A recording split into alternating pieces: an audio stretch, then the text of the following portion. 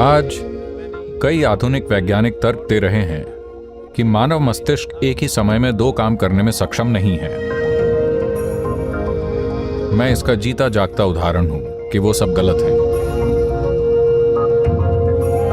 मेरे दिमाग में हर समय 12-14 ट्रैक चलते रहते हैं। दिमागी बुद्धि केवल सतही पहलू है, ये एक परत मात्र है।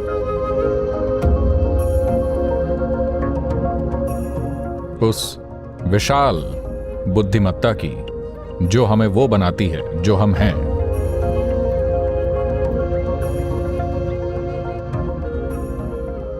अगर आप इस धरती पर जीवन के विकास क्रम को देखें तो इंसान इस दुनिया पर हावी क्यों है? बावजूद इसके कि हम शारीरिक रूप से धरती पर कई दूसरे जीवों से कमजोर हैं। इसका कारण सिर्फ इतना है कि किसी तरह हम दूसरों से ज्यादा सक्षम हो गए हैं।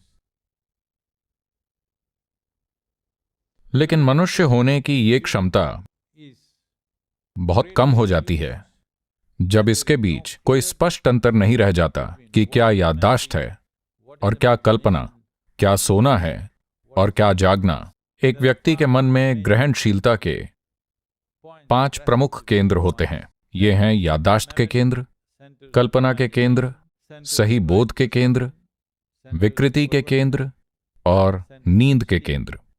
अगर आप क्लासिकल योग का अभ्यास करते हैं तो ये 5 आयाम आपके अनुभव में साफ तौर पर अलग अलग होंगे।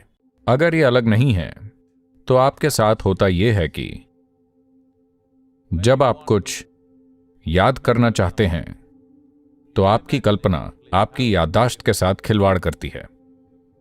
जब आप कुछ कल्पना करना चाहते हैं तो आपकी याददाश्त आपको कल्पना के सही आयाम में पहुंचने से रोकेगी। जब आप सोना चाहते हैं तो आपको सपने आएंगे। जब आप जागना चाहते हैं तो आपको नींद आएगी। इससे बहुत सा भ्रम और जीवन की अकुशलता पैदा होती है।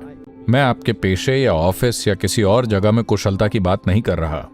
हां, वहां भी होगा, उस तरह से भी यह व्यक्त होगा, लेकिन उससे भी ज्यादा जीवन की अकुशलता।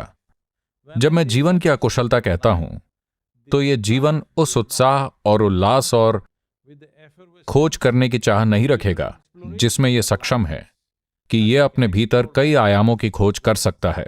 यह संभावना सिर्फ इसलिए बहुत कम हो गई है क्योंकि ये चीजें मिक्स हो गई हैं लोगों के जीवन के अनुभव में। क्लासिकल योग इन चीजों को अलग करने पर बहुत केंद्रित है। अगर आप इन चीजों को अलग कर लेते हैं तो आप वो बन सकते हैं जिसे अवधानी कहा जाता है।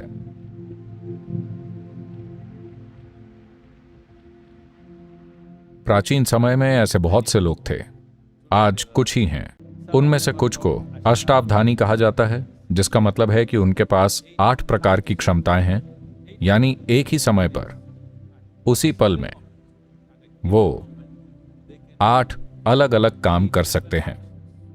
जैसे वो कविता लिख सकते हैं, साथ ही वो एक बहुत ही जटिल गणित का सवाल हल कर सकते हैं, साथ ही वो इत्र को सूंघकर बता सकते हैं कि कौन सा क्या है, साथ ही कई चीजों का स्वाद ले सकते हैं और उसके बारे में जो भी बताना है वो बता सकते हैं। वो 5 इंद्रियों से संबंधित कई काम कर सकते हैं, यानी कि देखने, सुनने, सूंघने, चखने और छूने की 5 इंद्रियों से जुड़े कई काम कर सकते हैं एक समय में। अगर आप 8 काम कर सकते हैं तो आपको अष्टावधानी कहा जाता है।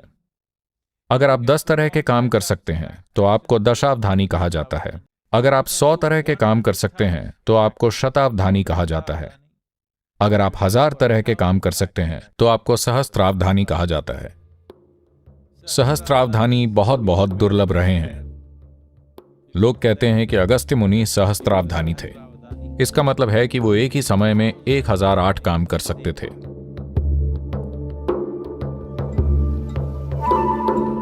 तो ये अवधानी सिर्फ किंवदंतियां ही नहीं हैं। अतीत में ऐसी कई घटनाएं हुई हैं जो अच्छी तरह दर्ज हैं। आंध्र प्रदेश में विद्यापति दशावधानी थे। उनके जरिए आंध्र प्रदेश में दशावधानियों की एक पूरी संस्कृति विकसित हुई। आज भी आंध्र प्रदेश के गांवों में काफी संख्या में अष्टावधानी और दशावधानी हैं। सिद्धचंद्र शतावधानी थे। उन्होंने अकबर के दरबार में, बादशाह अकबर के दरबार की निगरानी में 100 तरह के काम किए और इसके लिए उन्हें सम्मानित किया गया और शतावधानी की उपाधि दी गई, क्योंकि उन्होंने 100 काम किए।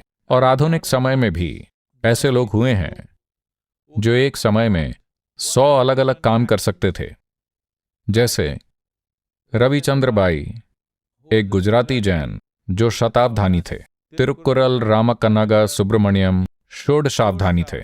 इसका मतलब है कि वो एक समय में 16 काम कर सकते थे। ये सारी घटनाएं दर्ज हैं, लेकिन कुछ जनजातियों से और भी कई लोग हैं जो ऐसा करते रहे हैं। भारत में ये एक आम बात थी कि लोग आते थे और गांव में एक छोटा सेटअप बनाते थे जहां कुछ 100 लोग इकट्ठा होते थे और वो एक ही समय में कई चीजें करके दिखाते, जो काफी चमत्कारी लगता था। पर यह एक इंसान की याददाश्त की क्षमता को दर्शाता है, क्योंकि जब हम याददाश्त की बात करते हैं तो मानव स्मृति केवल व्यक्त याददाश्त तक सीमित नहीं है। व्यक्त याददाश्त सिर्फ एक ऊपरी परत है, बाकी एक गहन आयाम है। हमारा शरीर हमारे दिमाग में मौजूद व्यक्त याददाश्त से खरबों गुना अधिक स्मृति रखता है।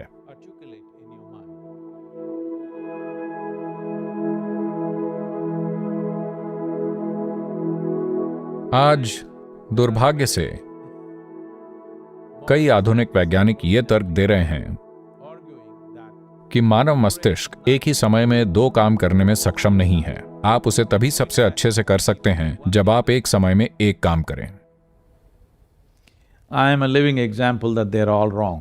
I have 12-14 tracks running in my mind all the time. Do I look distracted, disturbed or stressed because of that? No. मैं इसका जीता जागता उदाहरण हूं कि वो सब गलत हैं। मेरे दिमाग में हर समय 12-14 ट्रैक चलते रहते हैं। क्या मैं उस वजह से विचलित, परेशान या तनावग्रस्त दिखता हूं? नहीं। आप इससे कई काम कर सकते हैं। ऐसा भी नहीं है कि आपको सचेतन रूप से उस पर ध्यान देना है। अगर आप कोई ट्रैक खोलकर उसे छोड़ देते हैं तो वो अपने आप चलता रहता है। ये मानव बुद्धिमत्ता की प्रकृति है। आप यहाँ बैठकर अपनी किडनी से या अपने लिवर से या अपने तिल्ली से काम नहीं करा रहे हैं। आप ये सब नहीं कर रहे हैं। क्या ये सारी चीजें एक ही समय में नहीं हो रही हैं? क्या हमारे अंदर ऐसी बुद्धिमत्ता नहीं है जो ये सब करने में सक्षम है? बात बस इतनी है कि ज्यादातर लोग बुद्धिमत्ता को सिर्फ दिमागी बुद्धि समझते हैं। दिमागी बुद्धि केवल सतही पहलू है, ये एक परत मात्र है उस विशाल बुद्धिमत्ता की जो हमें वो बनाती है जो हम हैं, क्योंकि हम भीतर से बने हैं। इस शरीर को बनाने के लिए, इस जीवन को बनाने के लिए जितनी भी बुद्धिमत्ता चाहिए वो हमारे भीतर अंतर्निहित है। ये कोई ऐसी चीज नहीं है जो बाहर से आती है, ये हमारे भीतर ही मौजूद है। सवाल केवल पहुंच का है। अगर आप एक जीवंत बुद्धिमत्ता चाहते हैं, अगर आप एक जीवंत बुद्धिमत्ता के रूप में रहना चाहते हैं, तो ये एक चीज आपको नहीं करनी चाहिए। कभी भी किसी भी चीज के बारे में कोई राय न बनाएं।